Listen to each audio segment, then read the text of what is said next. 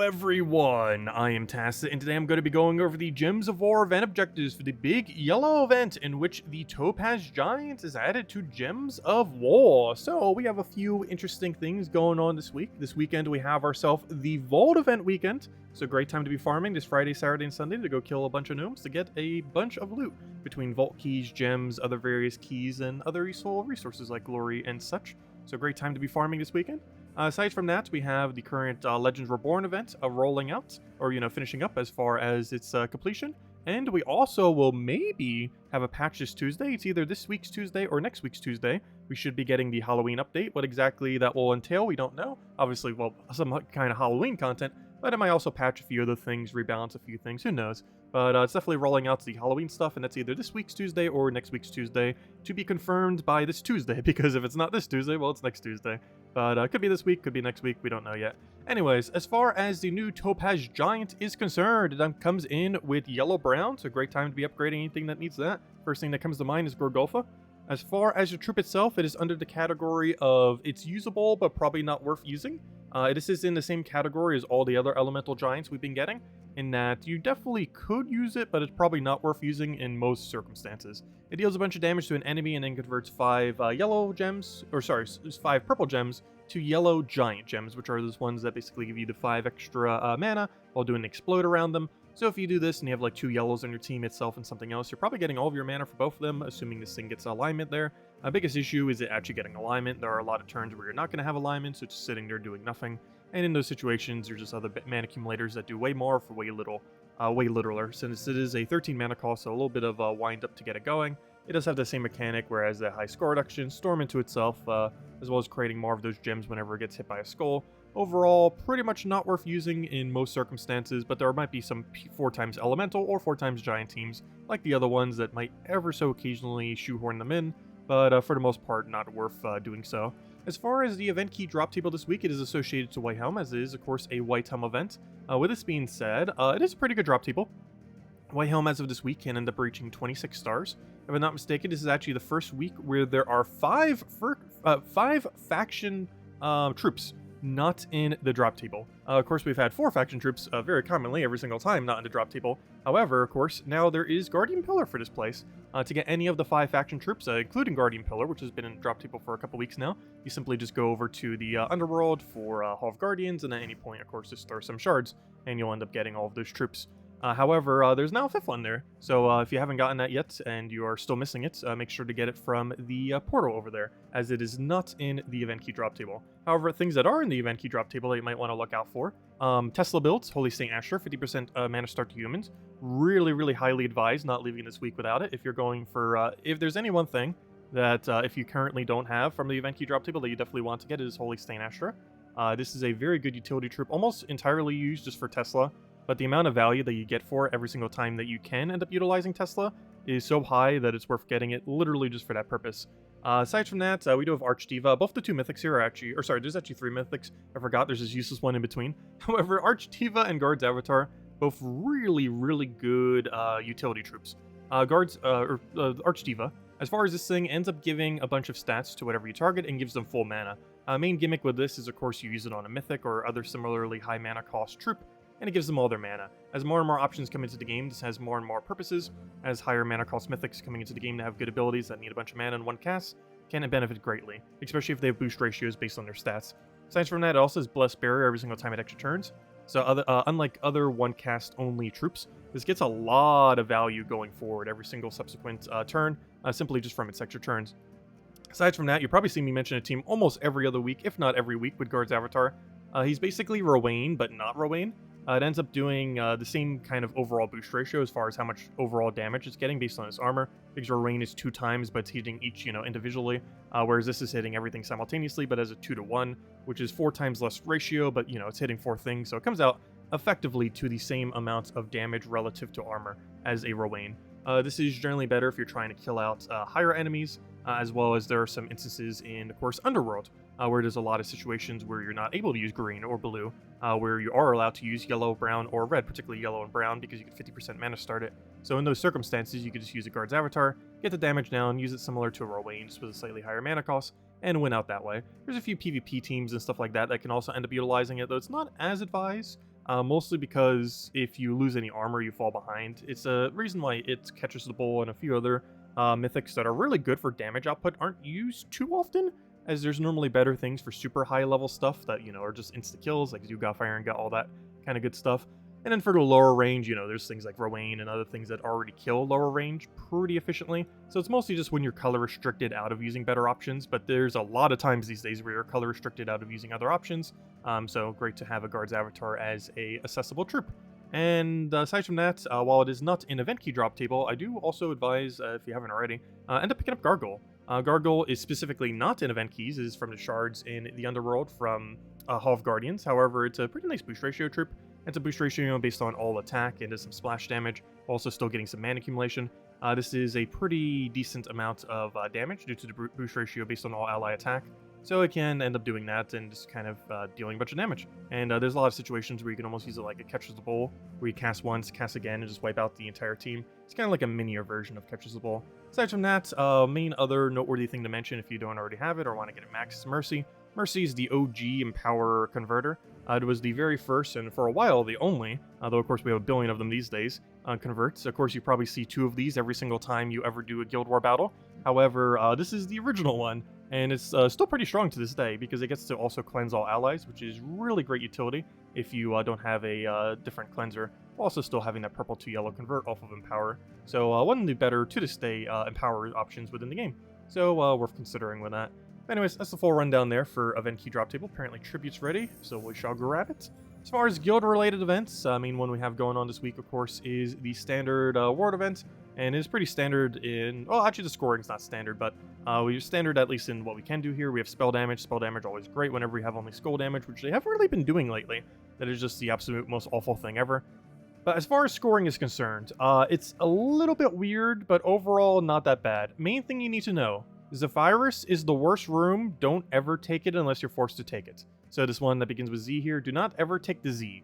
Aside from that, it is rarity order with the exception that if you see a purple circle is best room. So it goes purple circle, then mythic, then legendary, then the epics, with the Zephyrus epic specifically being worse than the Frostfire Troll epic.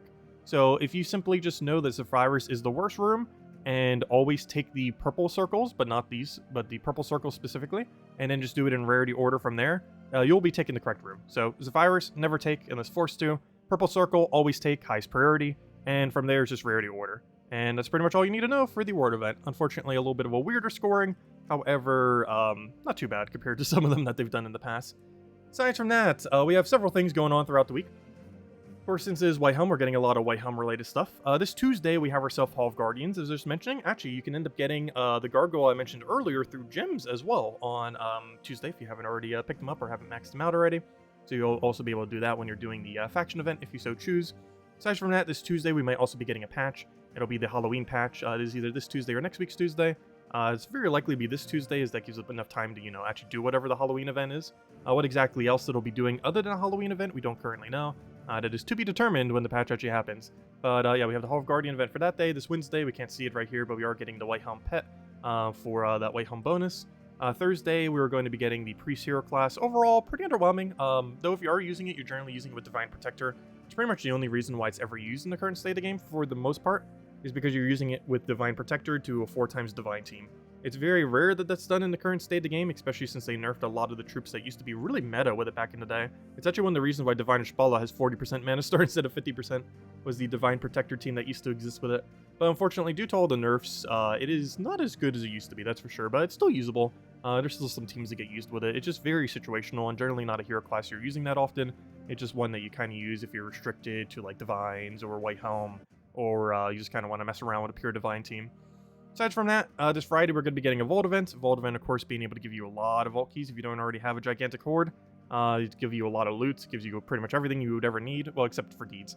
And well, actually, there's a lot of things. It doesn't have a lot of the more modern resources that they keep adding like every patch. But it has gems, it has keys, it has all of the tarot cards if you're missing any of them. It has a bunch of valuables like that, glory, gold, souls, all all the like more standardish resources. So great time to be farming all that. A lot of value that to be gained. And it'll make it so you don't need to get gems, since you'll be able to get a lot of gem value. Like literal hundreds per hour, depending on how lucky or unlucky you get. Anyways, aside from that, let's go over now to the Soulforge.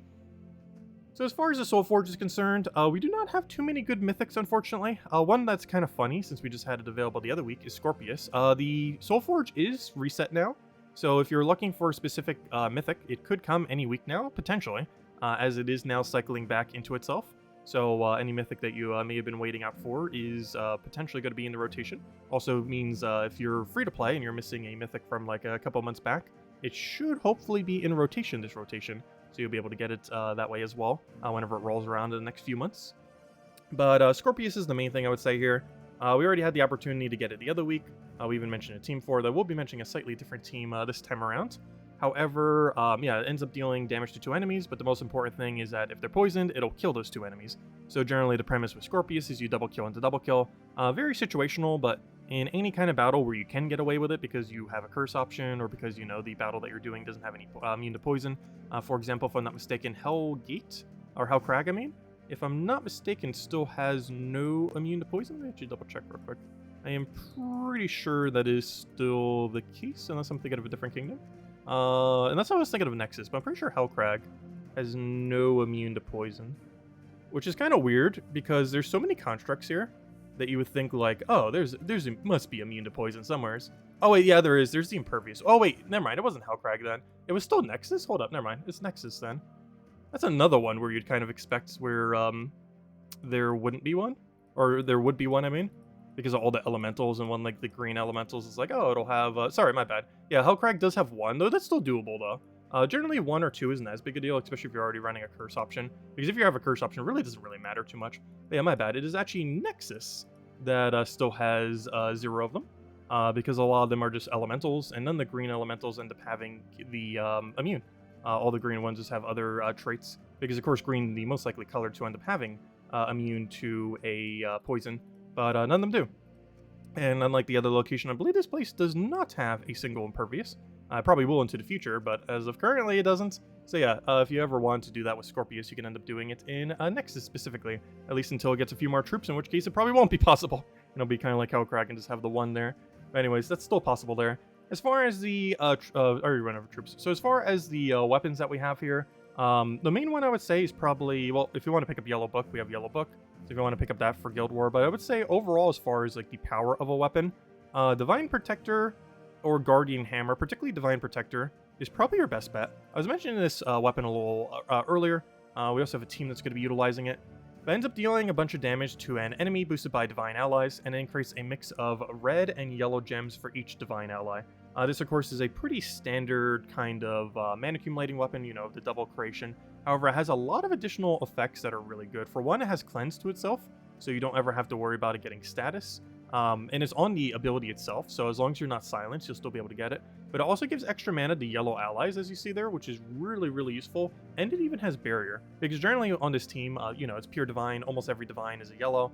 This is often your only non-yellow on your team when you're running a team like this.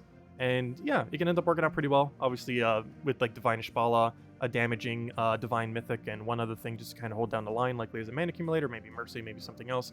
Depends kind of what you want to go down the route of. But it's a very strong weapon that a lot of the teams that utilized it actually were so strong that they got nerfed, but to this day are still usable. Compared to the current power creep of the game, obviously it's not as usable as it used to be, but still a really solid weapon to consider, especially whenever you have like a Divine Restriction or something similar. Comes in really well for that. Speaking of that, oh sorry, it wasn't Guardian Hammer. Where's the Divine one? Yeah, sorry, not this one, but specifically Fist of Heaven is also a nice, interesting one. This ends up getting a random Divine Summon, and what's decent about Divine Summons is Divines have a lot of Mythics. I'm not sure the exact % chance that this will summon a Mythic, because I don't know the exact total of Divines in the game, but I want to say it's like 30-ish%, which might not sound super high, but when you compare it to like an average typing that probably has like 10-ish maybe, maybe 20-ish if lucky. This is a very high % of its chance of actually doing a Mythic due to the sheer number of Divine Mythics in the game. So it has that going for it, and is overall going to be better than getting this other hammer. The other hammer ends up doing Whitehelm, and there's just a lot of Whitehelm troops. While there's a good handful of good Whitehelm troops, there are more bad Whitehelm troops than good Whitehelm troops, which can be very problematic. So it's normally better just to end up going for the Fist of Heaven there if you're going for one of the mass explodey weapons. But anyways, guys, I will be ending it here. We will go and cover the teams in another separate video. I haven't actually finished all of them yet. I still have a few more I want to go build up for the video there. I am still separating for them for now. I will possibly go back to combining them together. However, this format is working a lot better on my end, so for now we are going to keep doing it, as it is working out a little bit better. However, we might end up going and combining them back together again. I'm still not sure about that. Still going to be testing it like this at least for a few more weeks and just kind of see. And going into next year, we'll make that final determination if they're going to be like 2 videos or 1 video overall. But anyways, guys, if you still have any other questions, feel free to leave it in the comment section below. Team's video should be up hopefully in the next few hours, and I will catch you guys later. And of course, tonight at 8 p.m. Eastern Standard Time, as we do every single night, we'll be going over all of the campaign tasks. I believe we're getting a tarot card as well, though the tarot card's pretty irrelevant, so not really too special there. Though next week we get the Mythic, which will be interesting to see how he works, as he's basically a Keeper of Souls, but for Uberdoom skulls. So it'll be interesting to see how that pans out, though he has a final trait that is probably going to be the death of him and make him completely useless. But anyways, guys, catch you later. Have a wonderful week, and best of luck with everything, and hopefully we'll get the patch tomorrow. Goodbye, everyone, and thanks for watching.